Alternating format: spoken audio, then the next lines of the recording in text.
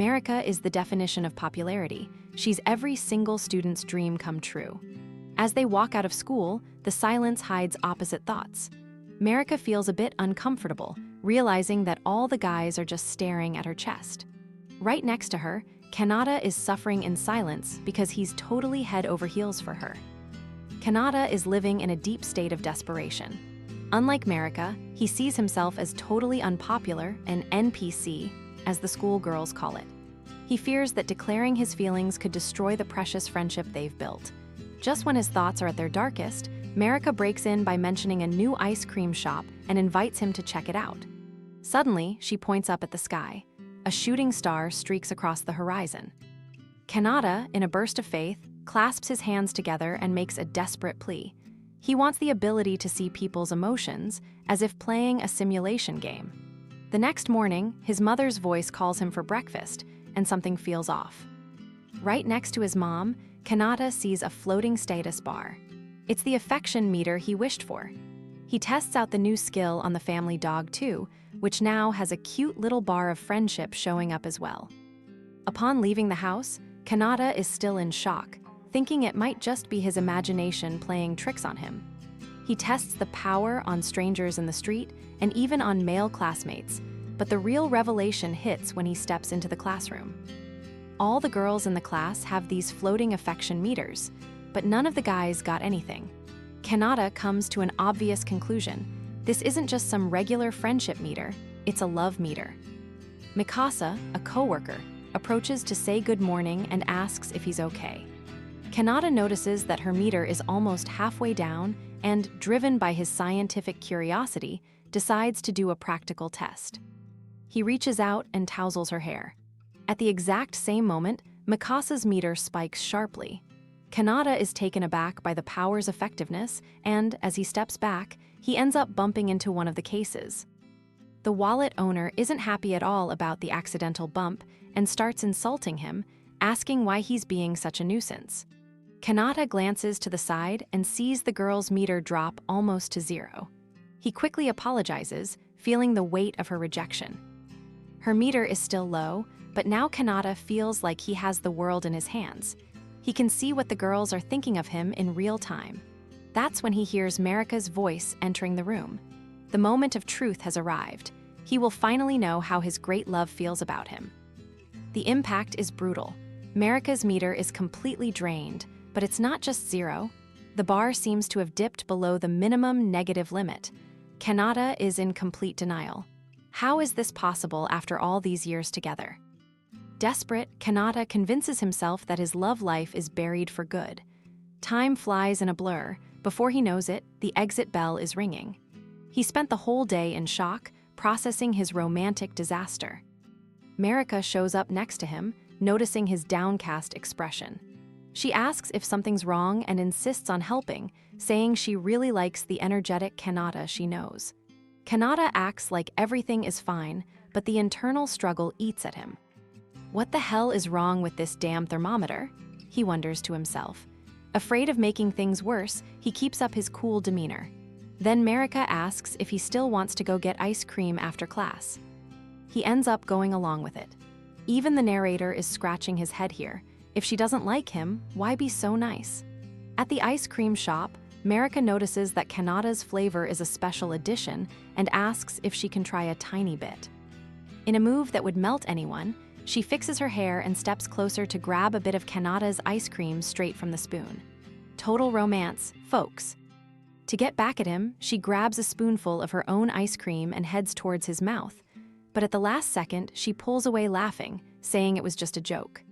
Ah, Marika, even I fell for that love troll trick. Despite the joke, she's pleased to see that Kanata perked up a bit and managed a smile. Kanata is losing his mind. The math just doesn't add up. Why is Marika so nice, sweet, and caring if the meter shows the opposite? He starts wondering if his wish for a star-crossed love might have come with some serious factory defects. The day ends and they say their goodbyes. Marika heads home while Kanata lingers behind, grappling with the empty space in his heart. But the truth is revealed when we step into Marika's room. It's literally a shrine dedicated to Kanata. There are photos of him everywhere and mementos from every moment they spent together. She's secretly a total obsessed fan. The meter isn't broken. So alone, Marika starts crying, wondering why Kanata doesn't get her feelings. What happens is tragic and ironic. Her love is so immense, overflowing even, that the game's meter couldn't process its value and ended up suffering a system error, plummeting to the minimum.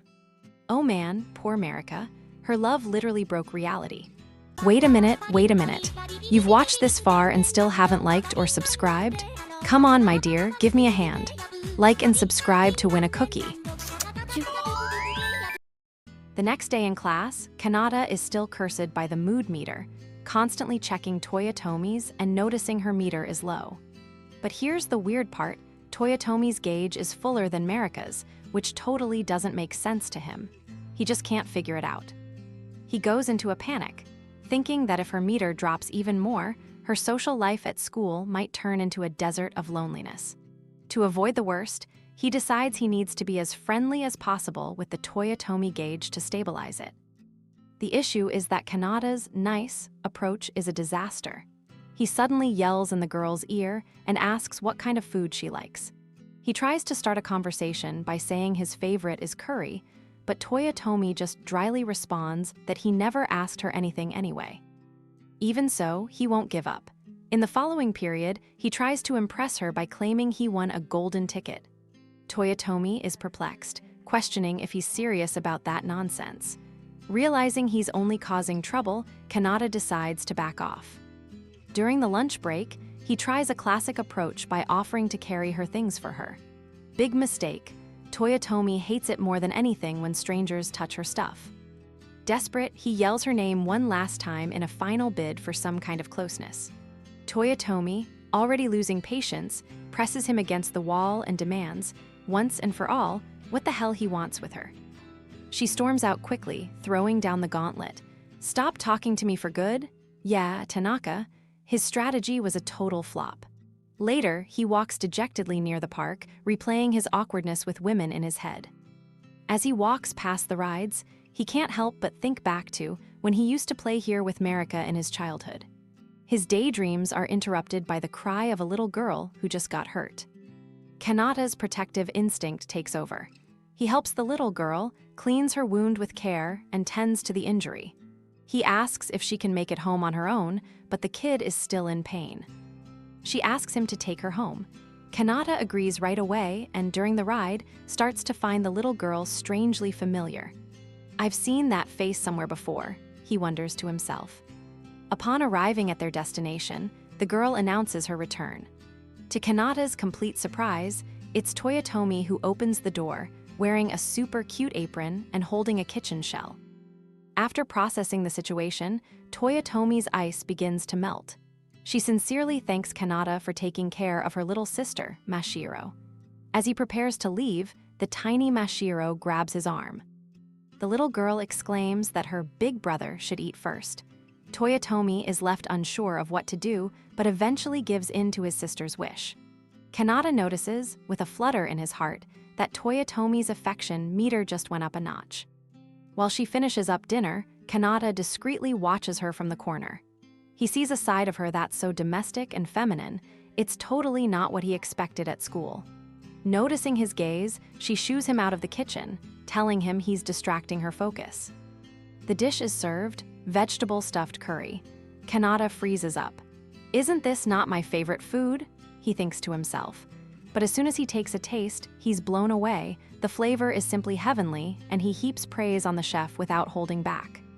Toyotomi reveals that her parents work late, so she takes on all the household chores. Kanata is genuinely impressed. She excels in her studies and is a culinary master as well.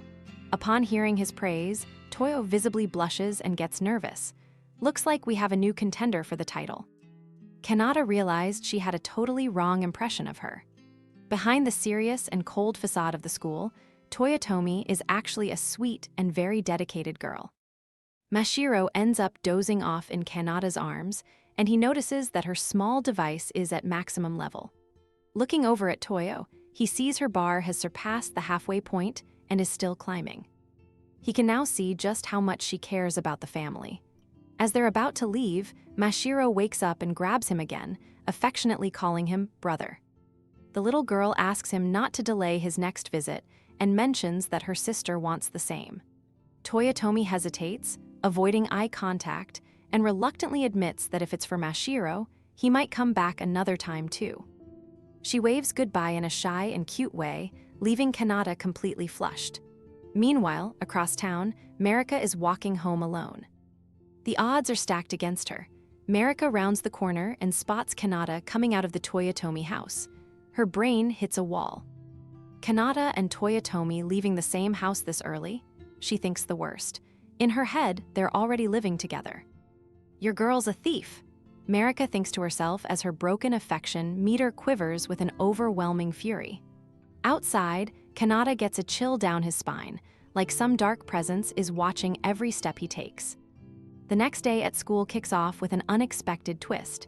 Marika shows up in a flawless cosplay of Sasuke, but behind the serious expression of the character, she's falling apart, still struggling to believe what she saw. She wonders about the nature of their relationship. Could they really be this close? She questions, feeling the weight of her doubt. When Kanata arrives at school, Marika doesn't waste any time. She marches right up to him, determined to confront him and talk about what she saw the day before. She needs answers, and she needs them now. However, the conversation is interrupted by Toyo's arrival. To Marika's horror, the girl is being super cute with him. And the final blow, Kanata calls her by her first name, Sayuki. The closeness between them is like a gut punch to Marika. Almost in tears, Marika asks how the two of them became so close. Kanata, his usual slow drawl intact, simply says they're now friends, but Marika can't help but imagine a different kind of friendship. A colorful friendship. Just imagining the scene makes Marika feel a deep disgust and a pang of despair.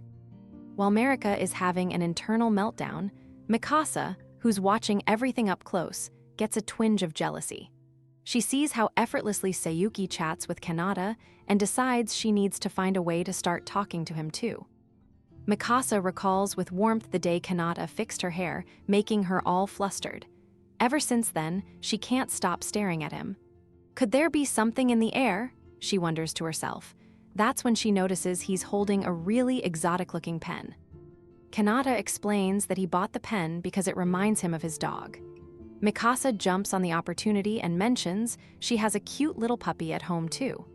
Kanata, who's totally into animals, instantly gets this huge puppy love look in his eyes, ready to give that poor puppy a big ol' pat. The next day, a day off, Mikasa decides to take her dog for a walk. She's beaming because she managed to chat with Kanata, and secretly, she hopes they run into each other by coincidence during the stroll. And guess what? Destiny seems to be on her side. There he is. She acts surprised, calling it a huge coincidence, but inside she's convinced it's fate bringing them together. Kanata is startled to see her affection meter skyrocketing. She introduces her cute little dog, named Chocolate. Kanata comments that the name Chocolate fits Mikasa's sweet personality. The girl nearly has a heart attack from embarrassment. She ducks into a corner, thinking to herself, is he this straightforward? How does he manage to say things like that so easily? For Mikasa, the scene's straight out of a shoujo manga. The dogs become best friends while their owners embark on a forbidden romance. Her heart meter is spiking again. Kanata, on the other hand, is set on keeping his heart just for Marika and decides to be extra careful not to give any wrong signals. He starts playing with Chocolate, but for some reason, the dog takes off running out of nowhere, and Kanata ends up having an epic faceplant right on the floor. He gets up crying in pain, and Mikasa thinks that no manga heroine would make such a big fuss over a tumble. Kanata notices her meter dropping to 0 and figures the decrease was exaggerated. He concludes that Mikasa is too emotional, but he believes, somehow, pushing her away was part of his plan. Right. Mikasa starts playing with Chocolate again, but the dog runs off and yanks her right into Kanata.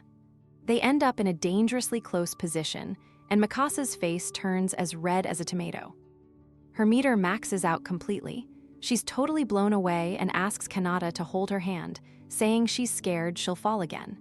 Kanata is stunned but decides to be cold about it, rejecting the offer because it's way too embarrassing.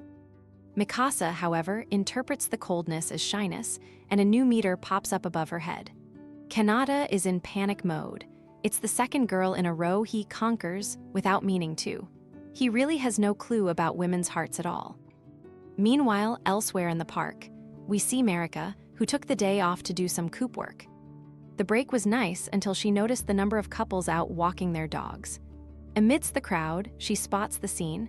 Kanata seems to be hugging Mikasa, thanks to the dog's tug on the leash. She is incredulous.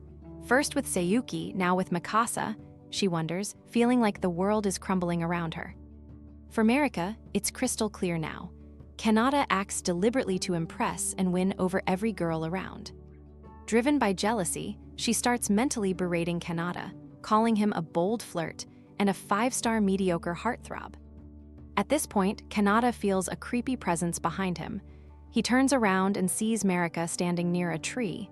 He notices that she looks a little pissed off, just a little. Marika's emotion meter undergoes a bizarre mutation.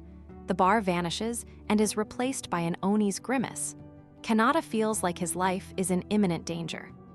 Night falls at the Chido's household, but Marika can't rest. She paces back and forth in her room, tormented by the image of Kanata surrounded by other girls. She feels that if she doesn't act fast, another girl will end up stealing her Kanata forever. Desperate, she turns to her book of romance tips, a relic full of questionable advice, and decides to put a wild plan into motion to hook her childhood friend's heart. The next day, Kanata walks through the school still troubled. Marika's affection meter, which previously showed a demon Oni face, continues to haunt his thoughts. He knows he needs to do something to fix the situation, and that's when he spots Marika in the hallway. He screams internally, trying to gather his courage. How do I make her like me? Despite his constant fear of rejection, he makes a drastic decision. He's going to win Marika over once and for all, no matter what it takes. The chance arises during PE class. Kanata notices Marika sitting in the bleachers and thinks, "This is my opportunity to show her how cool and athletic I can be." The basketball game is heating up. Kanata receives a precise pass, dribbles past his opponents with an agility he didn't know he had, and with a perfect jump, scores an incredible basket. His classmates explode into applause, impressed by the play. Out of breath and hopeful, he looks at Marika searching for a sign of approval. But she stares back with a completely blank expression, poker face, while her affection meter seems to vomit negative numbers. What Kanata doesn't know is that the foolproof tip from Marika's book said that maintaining a face of absolute indifference would make a boy fall madly in love. What kind of advice is that, seriously? While Marika's plan confuses Kanata, the meters for Mikasa and Sayuki, who were also watching the game, rise considerably. At the end of classes, while everyone is packing up their things, Kanata sees Marika getting ready to leave. He wants to ask her to walk home together, but the fear of a cold rejection freezes him for a few seconds. Marika notices his presence. Out of pure romantic survival instinct, Kanata blurts out the invitation. Marika, faithful to her book, keeps her blank face but makes a key sign with her hand. Inside, she is screaming with joy because he finally asked her. On the way, he tries to break the ice and asks if she wants to stop to eat something. Once again, silence. Marika maintains her unshakable poker face. They end up at a cafe. The vibe is bizarre. They eat together, but Marika continues to follow the plan to the letter without saying a single word. Kanata is crying inside. He feels like he can't even hold a basic conversation with her anymore, since Marika is as silent as a grave. Little does he know that behind that icy mask, she is jumping for joy to be on a date. The next day, Kanata decides to change his strategy. He's going to win her heart through her stomach. At school, Kanata invites her to share the lunch he prepared himself. Marika enters an existential dilemma. Her angel side says to follow the book's tips and stay indifferent, but her hungry side remembers how delicious Kanata's food is. The two versions of her fight a furious battle in her mind. In the end, the real Marika wins the battle. She accepts the invitation, and the two head up to the school rooftop to eat together. Kanata is proud of his seasoning, but looking at Marika, he sees her trembling. He panics, thinking she hated the food. In reality, she loved it so much that she's fighting her facial muscles to keep from screaming that she loves him right then and there. But her body remains locked in the poker face plan. Kanata feels the weight of discouragement. Maybe I should just give up, he thinks, but the memory of all the years since childhood stops him. He loves Marika too much to let her go now. In one last effort, he asks her out on an official date for their next day off. Internally, Marika sets off fireworks. She thinks her poker face plan finally worked and she won the game of love. She is about to say a triumphant yes when Sayuki appears out of nowhere looking for Kanata. Without ceremony, Sayuki sits right next to the boy, making Marika seethe with jealousy. Kanata asks what's up, and Sayuki explains that her little sister, Mashiro, is sad and wants to see Big Bro again. Marika is in shock. Big Bro? Since when? Kanata, softened by Mashiro's cuteness, agrees to visit her. Sayuki takes advantage and invites him over on the next day off, promising to cook for him. Kanata, without thinking of the consequences, accepts instantly and even praises her seasoning. Oh no, Kanata, you just signed your death warrant. Marika makes a pout of pure fury. Kanata realizes his mistake and tries to stammer an apology. But no apology can save him. The affection meter itself comes to life and gives Kanata a metaphorical beatdown, sending him flying while the other girls watch, completely confused. Kanata gets up all bruised and, finally acting like a man, apologizes to Sayuki. He explains that he won't be able to go because he already has important plans for his day off with Marika. Well played, kid. A point for childhood romance. Finally, the eve of the big date has arrived. Kanata can't think about anything else. He is determined to make Marika truly like him, but he knows that to do that, he first needs to find a way to exorcise that terrifying Oni face that insists on floating over her head. The day dawns perfectly, and the date finally begins. The two meet and set off together for their planned destination, with Kanata's heart beating in his throat. Looking to the side, Kanata is mesmerized. Marika looks more beautiful than ever, and he can't stop admiring how her clothes highlight her beauty. The meter, however, is still there, loud and clear. Halfway there, he feels an enormous urge to hold her hand, but doubt eats at him. What if she thinks it's weird and the Oni gets even worse? He decides to push his insecurity away and acts on impulse, grabbing Marika's hand firmly and telling her to hurry up. To his surprise, she readily accepts with a sweet smile, thinking to herself that Kanata is finally taking the initiative she had been waiting for. They enter the aquarium and begin their tour. The first stop is the seal enclosure, where they see a mother and her pup sleeping soundly. Marika is enchanted by the scene and comments on how cute they are, remembering that when she was little, her favorite plushie was a little seal. Next, they visit the penguins. There are dozens of them swimming and waddling around. But despite their cute appearance, Kanata notices a rather sinister detail. Their mouths are full of sharp teeth. It's better to admire them from a distance. They move on to the main tank, where they lose themselves admiring the ballet of various types of colorful fish under the blue light. Kanata watches Marika and sees how her eyes are shining with excitement. She is, without a doubt, the cutest creature in that place. He rehearses putting his hand on her shoulder to set the mood, but when Marika turns and looks at him curiously, he gets startled and backs off, terrified of ruining the moment. The tour continues at a relaxing pace. Kanata comments that he has started to like seals because of her, too. While walking distractedly, he ends up bumping into someone in the middle of the crowd. The romantic atmosphere is cut short by two aggressive-looking delinquents in sloppy clothes. One of them glares at Kanata with disdain and asks if he's just going to stand there with a dumb look on his face without apologizing. Before Kanata can react, Marika steps forward with authority. She tells the girls to stay away from her man, or rather, away from Kanata. The delinquents stop and realize that Marika is a senior, a second year, from the same school as them. Inspired by her attitude, Kanata decides to be the protector this time and steps in front of Marika.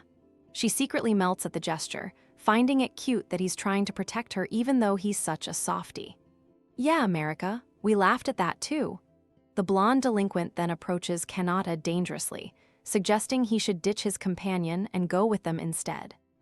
the blonde taunts Kanata, saying he looks like someone who hasn't had a girlfriend in a long time. Suddenly, her affection meter spikes. Meanwhile, her friend in the cap looks at Kanata with a meter at 0, doubting her friend's taste. Marika decides to end the nonsense. She steps closer and reveals that she knows embarrassing secrets about both of them. Marika exposes the delinquents. She reveals that the blonde loves singing opera in the shower and has received several complaints from neighbors, and that the one in the cap confessed to a boy from the sumo club and was rejected epically. The two turn purple with embarrassment. The one in the cap starts crying as she remembers the rejection, and both flee the scene, swearing revenge. Kanata is left confused. What just happened here? Kanata thanks her for the help, but Marika returns the thanks, saying he was the one who protected her first. At that moment, the sound system announces the start of the dolphin show, and they rush to secure a spot. They manage to sit right in the front row. In the pool, the dolphins seem to be watching them and, wait, are the dolphins actually thinking they're a couple? It seems even the local wildlife is shipping these two. The dolphins jump incredibly high, and on the way down, cause a giant wave that soaks Kanata and Marika from head to toe. Apparently, these dolphins don't really like seeing happy couples in the VIP area. However, prepared Kanata strikes again. He opens his backpack, which Marika already thought was too big, and pulls out several towels and extra clothes.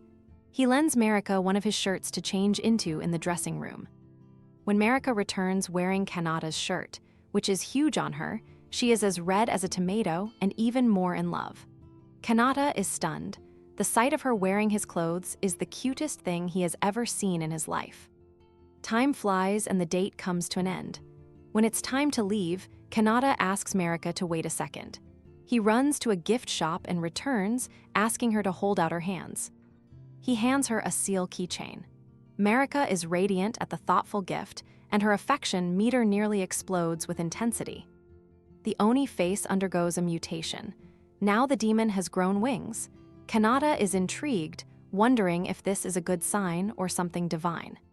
Marika, for her part, decides she's going to keep that keychain and Kanata's t-shirt as if they were national treasures. The next day, they meet to go to school together. Kanata reflects that even with the broken meter, their connection has never been stronger. But the peaceful atmosphere is being watched from afar. The blonde delinquent from the aquarium is spying on them with a look full of curiosity. What could be coming next? The scene begins in the distant past. A little girl is being surrounded by some bullies who have stolen her favorite toy. She cries, helpless, until someone decides to intervene and stand up to the idiots. Young Kanata appears heroically, telling the boys to stop it and to be ashamed of themselves for picking on someone smaller. However, his courage doesn't stop him from taking a direct punch right to the middle of his face. Despite the beating, the bullies eventually leave. Kanata might have been a softie since he was little, but he has a heart of gold. The little girl asks, worried, if he is okay. Even though he's hurt, he flashes a smile and says he's great, because all that matters is that Kuma-san, the teddy bear, was recovered. Suddenly, Kanata wakes up. It was all just a dream, a childhood memory.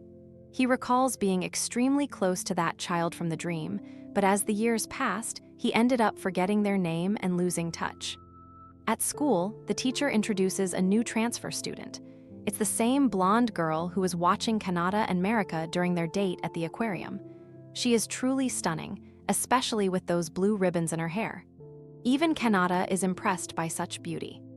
The teacher points out that there is an empty desk right next to Kanata.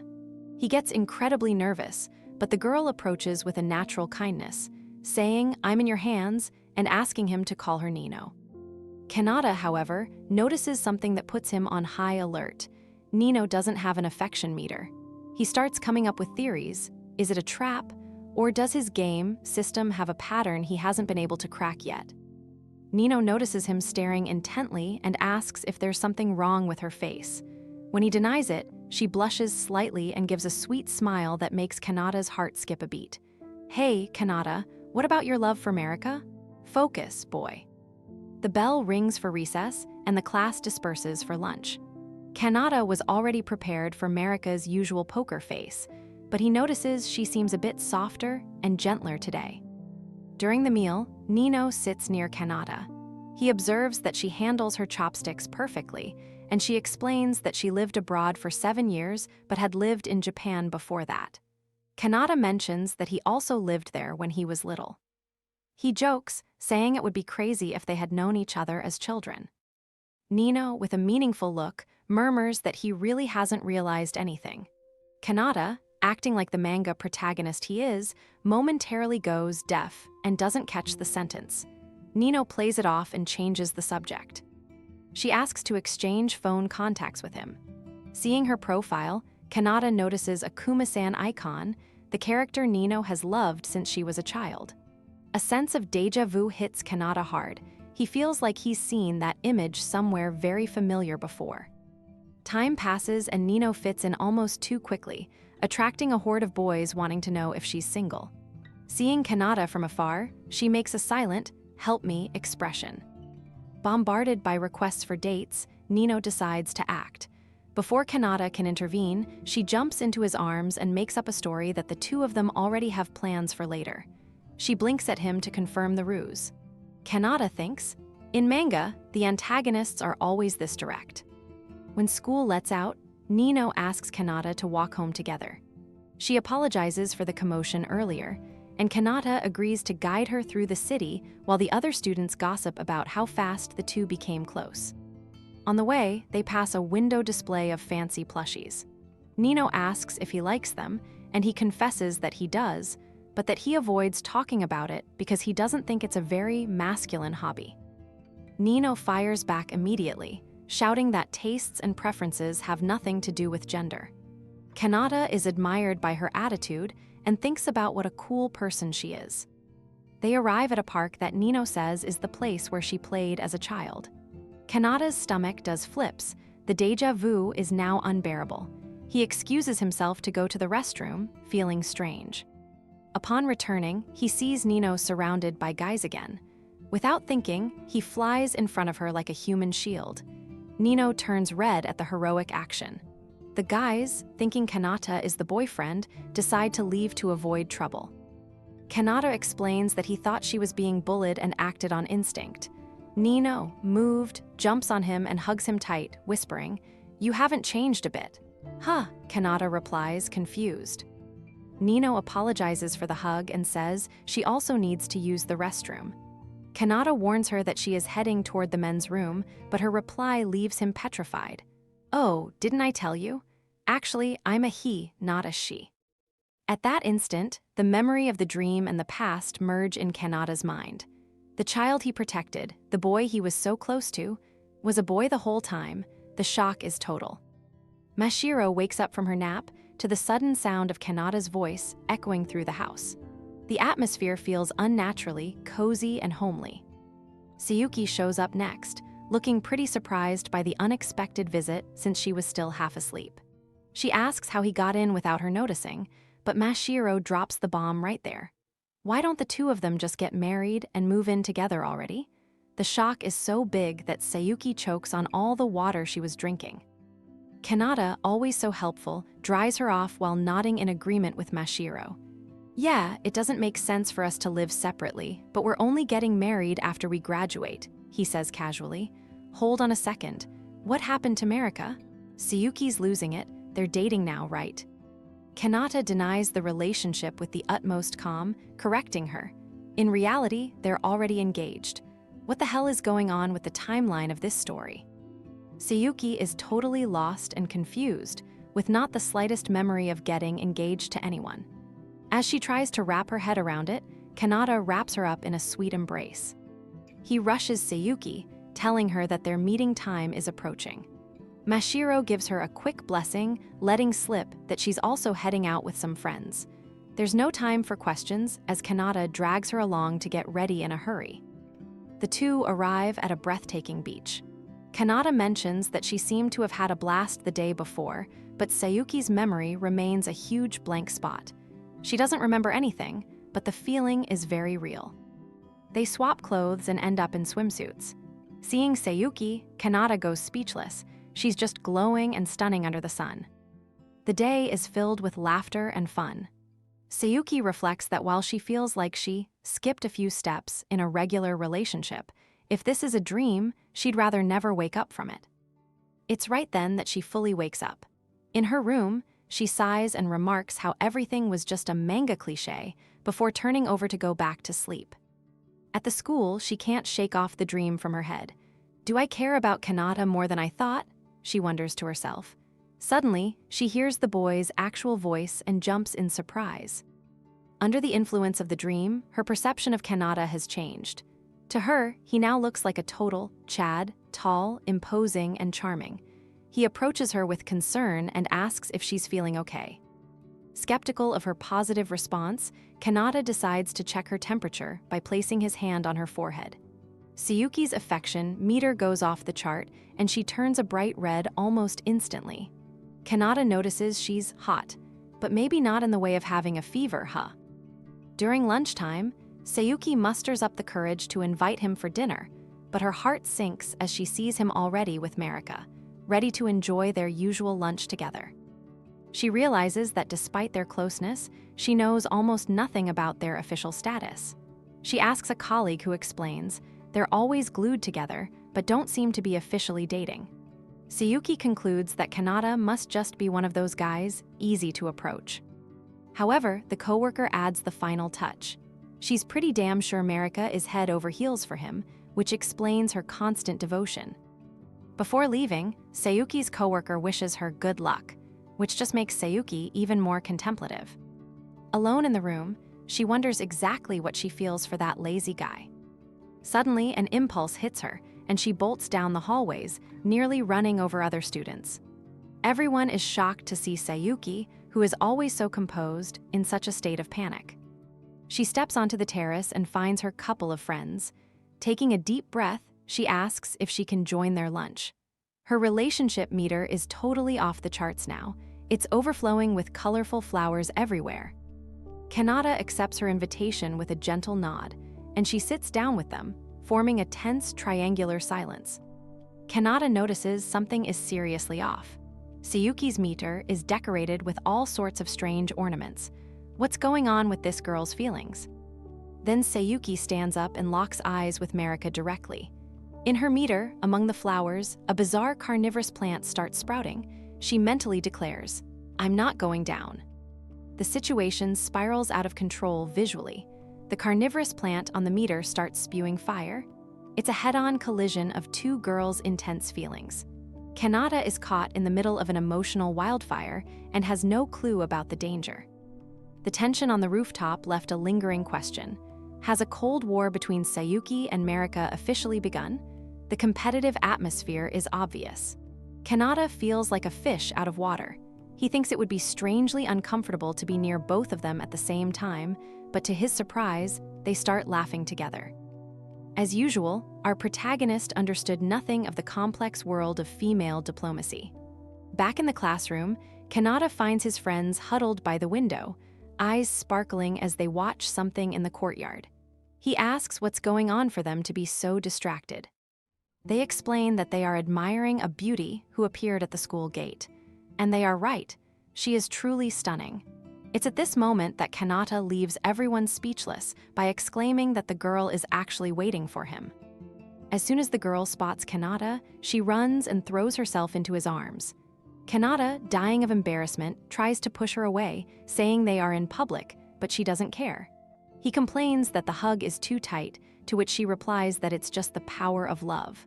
One of his friends, incredulous, asks if she is his girlfriend. The girl confirms immediately with a smile, but Kanata quickly shuts down the gossip. She is actually his 19-year-old older sister, Kitami. Quite the grand entrance, huh? Kanata asks what she's doing there. Kitami reveals she came to bring him an umbrella, which makes no sense at all since the sun is shining brightly. What a lame excuse. On the way back, Kanata complains that it's not normal for siblings to be so clingy, but Kitami counters by saying it's an exclusive benefit. Kanata notices that her affection meter looks like a speedometer spiraling out of control. He tries to change the subject by asking if she's gotten used to living alone. Kitami starts crying dramatically, saying she feels very lonely. Kanata thinks that's why she's always at his house, but the truth is she just wants an excuse to visit her cute little brother.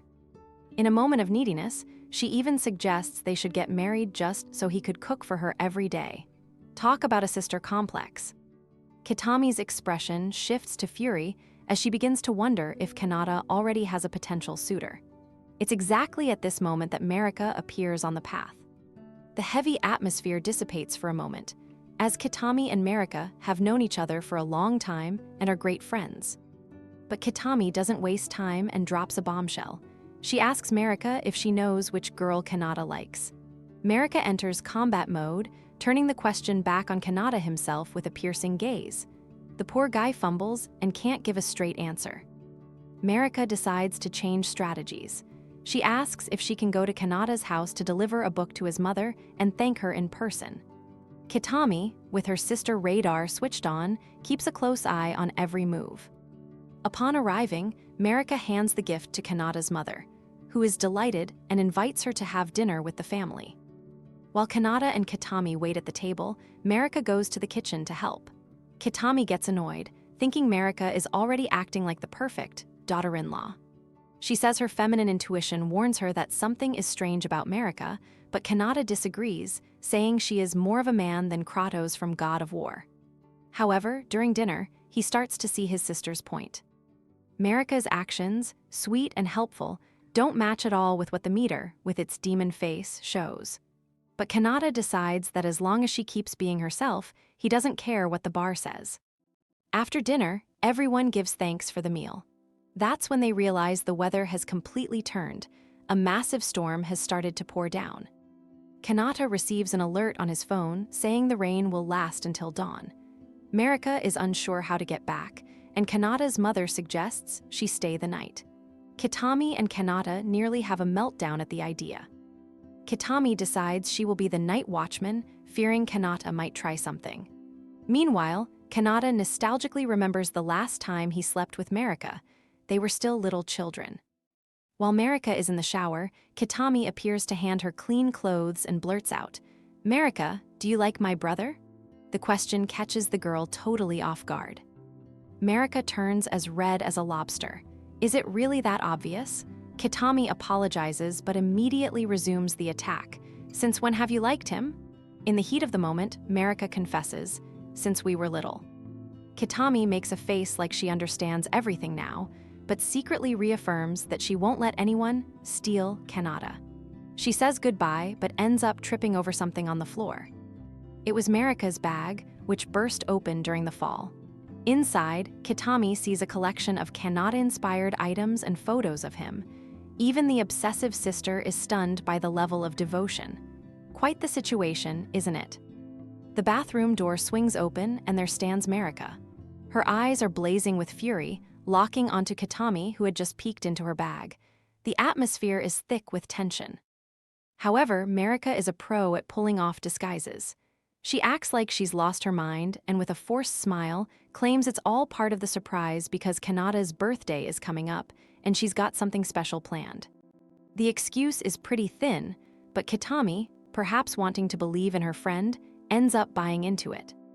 Kitami apologizes deeply for being such a nosy pest and snooping through someone else's bag. She rushes out of the bathroom, quickly shutting the door behind her and trying to steady her breath.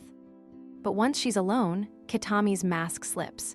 She starts to crumble mentally, convinced that Marika's love has gone way past healthy limits. She loves him too much, Kitami thinks, vowing as the older sister that she won't give up on trying to protect him from this intensity. On the other side of the door, Marika lets out a relieved sigh. She's happy that Kitami has got it, in her own words, and feels grateful to have such an understanding friend. The next day, Kitami gets a notification. It's from Marika, thanking him for last night's hospitality and reciprocating the invitation. Marika wants Kitami to come stay at her place now. Kitami's danger radar beeps. She's convinced Marika has some evil plan to silence her now that her secret's out. Fearful, she politely declines the offer. Kitami's attempt to concentrate on her studies fails spectacularly. She picks up the books, but the words make no sense to her. His mind is a carousel of images of Kanata and Marika. He'd love to support the couple, but after seeing that collection in his friend's bag, everything seems too strange and dangerous for his little brother. While she's rambling on, fate pulls a prank. Marika and Kanata happen to walk right by where she is. Kitami tries to blend into the surroundings, but gets spotted instantly. The trio ends up sitting in a cafe. Kanata, as the ever-polite one, heads to the counter to place their orders. Marika seizes the opportunity to ask why Kitami turned down the invitation via message. Marika pulls a deep frown, thinking her friend just doesn't want to hang out with her. Kanata comes back at that moment and, hearing the topic, gets genuinely excited. "You're going to Marika's house? That's awesome." Kitami is stuck. Refusing now would make her seem like an insensitive villain in front of her brother. Trapped, Kitami forces a smile and agrees that they'll have a girls' night. Marika beams with joy and runs off to call her mom, hoping it can happen today. Today? Kitami thinks to themselves, panicking internally. Kanata looks at his sister and notices her nervousness, which only makes him more suspicious. He teases her by saying he wanted to go too, which just adds to the mental chaos in Kitami's head. Marika comes back confirming everything, and to try and hide her panic, Kitami even gives her a fake hug, pretending to be happy about it. Inside, Kitami is frantically screaming for help. Later, after the Chido's house dinner, the two girls finally retire for the night. Kitami watches Marika rest and can't help but think she looks like a cute, noble princess. He remarks that Marika must have a line of admirers at school, but Marika just gives him a melancholic look in denial. Marika vents, "Kanata has never looked at me like that." Kitami nearly yells, "Like hell he hasn't, he loves you, you idiot." Then Marika invites Kitami to her room. The older sister prays it's not a dungeon in there. Upon entering, the room looks completely normal until Kitami glances at the opposite wall. She lets out a scream of terror. The room is a shrine dedicated to Kanata. Marika's obsession is off the charts. Marika explains calmly that it's just an altar for her favorite idol. She thought Kitami, with his sister complex, would do the same. Kitami realizes that her affection for her brother is small potatoes compared to this. Before Kitami can make a break for it, Marika locks the door. She grabs a virtual reality (VR) headset. Kitami goes into a panic. "What are you going to do to me?" Without mercy, Marika puts the device on her sister-in-law's head and forces her to start the simulation. The video starts with rare childhood scenes of Kanata. Kitami wonders where Marika got such old files. Suddenly, the screen turns gray. The simulation switches to a dating game. Kanata's avatar appears in high definition, holding her engagement ring and says softly, "I love you, Kitami." Kitami's heart gets absolutely crushed by Marika's digital manipulation, leaving her in complete shock. Meanwhile, Marika watches with a victorious and satisfied smile on her face. The next day, Kitami trudges home in a state that leaves something to be desired. Kanata is instantly alarmed by the sight of her sister. She looks like a soulless zombie, and to make matters worse, she's wearing a shirt with his face on it. Marika's plan was an unmitigated success. The school routine continues normally, and Marika remains the center of attention. Her popularity is so huge that she practically glows in any hallway she walks down. Kanata, watching from afar, feels like just a background player. His grades are only average and his self-esteem is in the gutter, but he makes up his mind. To be worthy of Marika, he needs to stop being a slacker and become a real man. He looks at the flyers for the student council room. It seems like the perfect place to gain some responsibility. Despite the butterflies in his stomach, he takes a deep breath and decides to head over to the council room with everything he's got. Upon opening the door, it locks behind him. There are the two troublemakers he ran into at the aquarium. Well, who would have thought, he thinks incredulously. Hinami, the blonde, watches Kanata and her heart meter goes through the roof. She asks him confidently if he came here just to see her. Kanata quickly denies, saying he only wants to learn more about the council. The door swings open and an imposing figure steps into the room. It's Rika, the respected president of the student council. Rika walks up to Kanata and asks what he wants. The young man momentarily gets zoned out. She's incredibly hot and oozes authority. "Snap out of it, Kanata. Where did your loyalty to Marika go? Rika introduces the official group. Hinami is the vice president, and Mao is her sidekick. Kanata is shocked to see that the so-called delinquents are actually model students. He notices that Rika's meter has a sleek, Japanese-style design. She asks him why he wants to join the council. Hinami crosses her arms and says that, obviously, Kanata is there because he's head over heels for her. Kanata denies it without missing a beat, leaving the blonde in complete shock. "Are you serious?" she asks, indignant. Taking a deep breath, Kanata blurts out the truth. He wants to join the council because he wants to become a cooler guy. The girls are silent, taken aback by his boldness. Usually people come up with excuses about wanting to help the school. Rika stands there motionless, and Kanata fears he's just sounded like an idiot. All of a sudden, Rika's meter skyrockets. She finds his motivation noble and inspiring. Calling him skinny, she compliments his drive, but warns that he'll have to pass a test of fire to get in. Kanata is pumped up. He's down for any challenge. Rika explains that the council requires some serious brute force and wonders if he's really ready for what's coming next. Cut to the courtyard. Kanata is desperately running while dragging an enormous truck tire strapped to his waist. What kind of student council is this, anyway? From the window in the living room, Marika watches the scene below. She's pretty confused and slightly irritated to see Kanata training under the watchful eyes of the council girls. The torture continues. Kanata does push-ups, sit-ups, and jumping jacks one after another with no break. He collapses onto the floor, drained of energy. Rika decides it's enough for the day and calls him over to help her store away the cleaning supplies in a small room. Kanata, exhausted, wonders if all of this was really necessary. All of a sudden, something bizarre happens. He looks at Rika's gauge and sees a spiritual hand coming out of the bar and just locking the little room from the inside. Is this for real? Kanata feels like she's stepped into some forbidden movie script. With Rika locked in the dark with him, all traces of her serious president persona vanish. She turns a deep shade of red and starts babbling loudly about how he's going to do certain things to her now. And the worst part, by the look on her face, she seems to be enjoying the idea. Kanata is panicking. Where did the authoritarian president go? He tries to calm her down and asks for her to regain her composure, but the damage has already been done. Rika lets out a high-pitched scream, and her emotion meter starts dancing like a possessed Oni. Kanata watches in amazement as the hands on the meter come to life, while Rika begins sobbing with a mix of nerves and anticipation. Kanata has his JoJo moment. He strikes a dramatic pose and predicts that this misunderstanding is going to be the end for him. Outside, school's out. Marika walks home, mulling over Kanata's decision to join the council. She's worried. She spots Hinami and Mao chatting away, laughing about how Kanata is still locked up alone with Rika, and that the two must be getting up to some hot stuff right about now. Marika stopped in the middle of the street, her face pale as a ghost.